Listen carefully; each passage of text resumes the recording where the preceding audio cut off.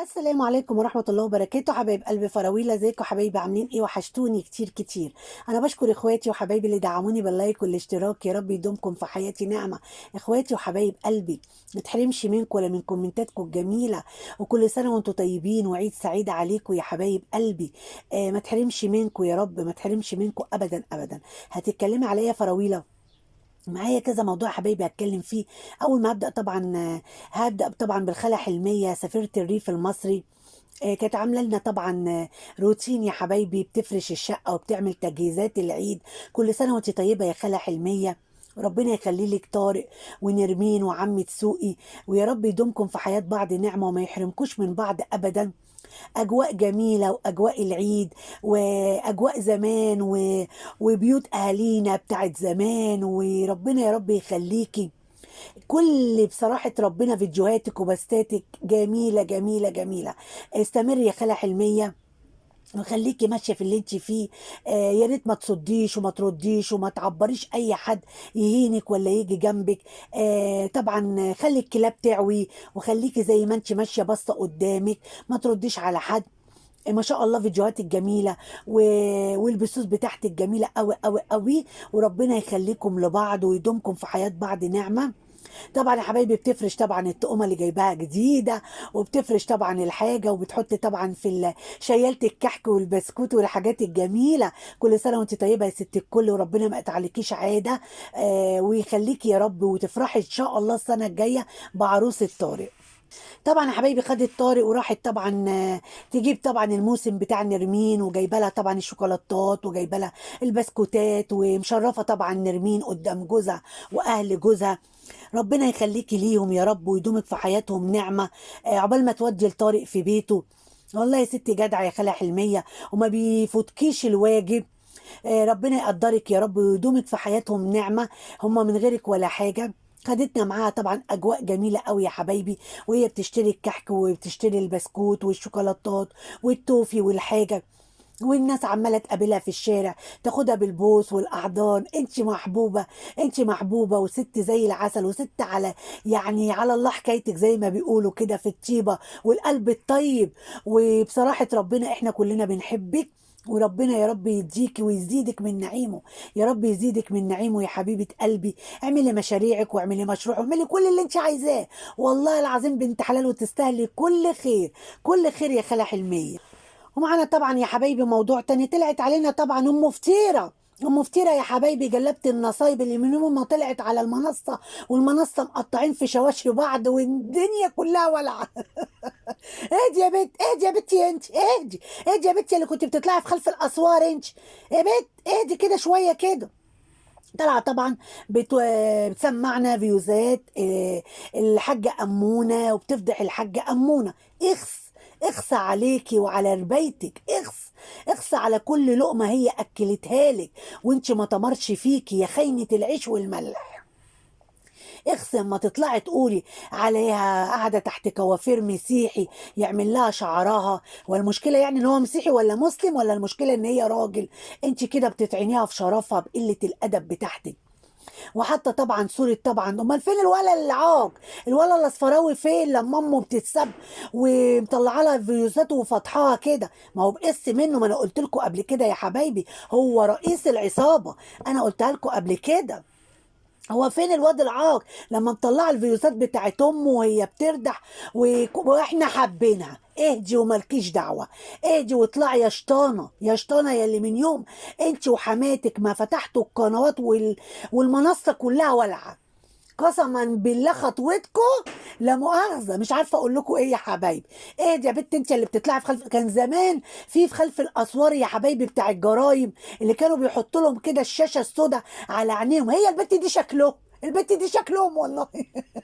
ايه دي يا بنت انت يا ام صرب؟ كفاياكي اللي ربنا ستره انت طالعه تفضحيه. اختشي على دمك واحترمي نفسك، وشيلي ان في يوم من الايام اكلتك لقمه وشربتك حاجه وشالت لك من السعوديه الترنجات والعبايات اللي انت كنت بتلبسيهم، طالعه تتكلمي عليها ولابسه عباياتها. يا البجاحه والقداره اللي انت فيها، يا البجاحه والقداره. وبعدين بتقولي تصبغ شعرها. طب ما انت ام اوسه فرنسا بتاعت العجل، طب ما صبغه شعرها، وقبل كده كانت عامله خصل صفرة، وكل المتابعين قالوا لها داري شعرك، شعرك باين. صح ولا ايه؟ حلو ليكوا ووحش للناس. طب ما طالعه لا مؤاخذه عامله حواجبها، ولا البت اللي عندها 18 سنه ومرحبه بالعيد قوي الحاجه فرنسا، الله، هو ده مش عيب ولا ايه؟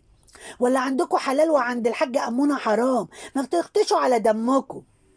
طالعه تحذريها وبطلي تجيبي سيره الست، لا بتجيب سيرتكم ولا مستعنيه بيكم، وهو ده اللي فارسكم، وهو ده اللي قاهركم، وهو ده اللي مولعكم نار. الست لا جايبه سيرتكم ولا معبراكم اصلا. انتوا اللي عمالين تجيبوا سيرتها. انتوا عارفين بتجيبوا سيرتها ليه؟ عشان سيرتها بتجيب لكم مشاهدات، عشان سيرتها بتجيب لكم مشاهدات وبتجيب لكم متابعين، عشان محبينها داخلين يشوفوا العالم الكلاب بيقولوا عليها ايه. صدقيني والله، يعني اللي بيخش بس كده، يعني بيشوف انتوا بتقولوا عليها ايه. طبعا بيعرفوا ان انتوا قلالات الاصل وخصصه وواطيين، فبيطلعوا من عندكم ببساطه قوي. فقولوا، طول ما انتوا بتقولوا هي بتعلى، طول ما انتوا بتتفسوا براسها الارض هي بتعلى بتعلى بتعلى. وخليكوا واكلين في حالكوا، وخليكوا موتين، ما هي احلى منكم وكعبها عالي عليكم ببرستيجها وشكلها وكل حاجة فيها. الحاجة أمونة بسم الله ما شاء الله، حلوة وروحها حلوة، وكفاية إن هي قاعدة لا بتجيب سيرة حد وبتعمل شغلها، ملهاش دعوة بيكوا. انتوا اللي عمالين تطقطقوا زي الفشار من غلكم ومن ناركم. انتوا بجحين، انتوا طالعين بإذن من العاق رئيس العصابة، هو اللي مطلعكوا عشان تظهروا للناس. بصوا، يعني مش انا والبت ياسو بس اللي جايين عليها، لا، كل اللي كلت معاهم عيش وملح اهم قلبوا عليها، ما عشان كل اللي كلت معاهم عيش وملح واطشين وخسسة. فهمتوا ازاي؟ وناجي مسلط عليا ناس بتتصل عليا وبتقول لي وانت ترد على تليفونات غريبه ليه؟ لما انت محترمه وبنت رجاله ومرات راجل بتردي على ارقام غريبه ليه؟ سهل قوي ان انت ما ترديش على ارقام غريبه ترزل عليكي. سهل قوي ان الست المحترمه ما تردش على اي تليفون غريب. سهل قوي قوي قوي. فجالك مكالمه غريبه، ليكي راجل زي ما بتقولي، ليكي اخ زي ما بتقولي، خدوا الرقم ده غريب انا ما اعرفوش، ردوا شوفوا مين. مش بعد ما تردي وتاخدي وتدي في الكلام تطلعي بعد كده تفضحي، ده ناجي، واشمعنى ناجي؟ انتوا مش لاقيين نصيبه ترموا فيها ناجي وامونه؟ بس ربنا معاهم، واللي ربنا معاه العبد ولا كلب ولا يسوى. طلعت علينا يا حبايبي ام جوجو. ام جوجو قاعده يا حبايبي تعمل الكحك والبيض. يا ستي يا بخيله، روحي اشتري جاهز واشتري صحتك، بلاش البخل وبلاش يا لهوي حنوتيه سحته سحته. هو لسه في حد بيعمل كحك وبسكوت في البيت يا وليه؟ هتروحي تشتري جاهز وانت فقيره؟ بسم الله ما شاء الله، اشتري نفسك واشتري صحتك. راحت يا حبايبي تعمل الكحك والبسكوت وعك وربك يفك. وطبعا قاعده يا حبايبي البت جوجو بنتها تعبانه. الف سلامه عليكي يا جوجو، شفاك الله وعافاكي يا حبيبتي. البت تعبانه من اول رمضان يا حبايبي وسايباها، وعماله تديها العلاج من دماغها. طالعه بس بالواد الصغير اللي شكل ابوها عطوفه دوت، عماله بس غو وغي وغا، ولا مراعيه ان ممكن يكون حد ربنا مش كارمه. يا شيخه خلي عندك دم وراعي شعور الناس الغلابه اللي ربنا ما طعمهاش وربنا ما رزقهاش. عيب يا اختي اقفلي الكاميرا، ومش كل حاجه عاملاها استعراض على الكاميرا. واقفلي وهزري مع ابنك وشيلي ابنك وبوسي ابنك. انا متهيالي كده ان انت ما بتشيلوش وما بتلعبوش الا الحبه بتوعت الكاميرا بس، وبقيه الوقت كله انت راميه الجنى، بدليل ان الواد الصغير ما يعرفكيش. الواد لما بتشيليه بيقعد يرفص عايزك كده يهج من ايدك، واول ما يشوف جنى بسم الله ما شاء الله يضحك ويكهكه ما شاء الله عليه، عشان هو عارف جنى. لكن انت ما بتاخدوش بس لما بتعملي بيه بس الاستعراضات على الكاميرا، هو ده بس. وطبعا يا حبايبي ابو املتين وقف قال بيصلي يا حبايبي في البث، بيصلي. طب انزل صلي يا اخويا، ده المساجد ما شاء الله مفتوحه وما شاء الله عليهم صلاه تهجد وتراويح وبسم الله ما شاء الله. بدل ما انت واقف الله اكبر الله اكبر، يا اخويا روح صلي في المسجد. مش لازم كل، حتى الصلاه كمان بتصوروه. يا نهار ابيض يا نهار ابيض. العملية بيصوروها، الحمام بيصوروه، الأكل بيصوروه. ما تهدوا على نفسكم شوية، في إيه بالظبط؟ اهدوا كده، اهدوا. ما صورتوش ليه وانتوا بتفرقوا العجل؟ العجل عدى المصطبة ليه؟ عشان العجل اتخزن في التلاجات يا حبايبي، هيتضرب في الكروش، هيتضرب في الكروش يا حبايبي. المهم عيب يا حاج مزوكة كده لما تقف تصلي قدام الناس. انت بتصلي لله مش بتصلي للناس، انت بتصلي لربنا. فعيب المنظرة في الصلاة، وعيب دي حاجة بينك وبين ربنا محدش ليه فيها. المهم يا حبايبي طبعا طلع صلى على البث، واللهم لك الحمد اللي ما طلع لناش طبعا صلى لنا التراويح وعمل لنا خطبة الجمعة الأخيرة طبعا في رمضان. والله العظيم احنا نستنظر منه أي حاجة الراجل ده، أي حاجة تجيب مشاهدات يا حبايبي وتعلي في الريتش بتاع القناة، هم دايسين فيها، مفيش أدنى مشكلة. هما كده الناس كلها كده، كله طب الا من رحم ربي طبعا. محدش بيتاجر ببيته كده ومحدش بيتاجر بعياله كده، الا من رحم ربي طبعا. يتعدوا على الصوابع وعلى يدنا كلنا، وياما ناس محترمه وقافلين على بابهم ومحدش يعرف حاجه عنهم. فربنا يهديكوا لحالكم، ربنا يهديك لحالك يا ام جنى. شوفي بنتك اللي تعبانه، الف سلامه عليها. بدل ما انت كله بسات تيك توك ويوتيوب وفيسبوك وقعدة حمامة تطلعي لنا منها، اهدي كده، اهدي قولي هديت، اهدي. ربنا بيبعت لك رزقك، والله مش مستاهله اللي انت عاملاه ده كله والشقلباظات اللي انت عاملاها دي كلها. اهدي شويه، بلاش البروتة اللي بتعمليها عشان الناس تشوف خسيتي قد ايه ولا تخنتي قد ايه. خسيتي لنفسك، تخنتي لنفسك، هتفرقعي لنفسك.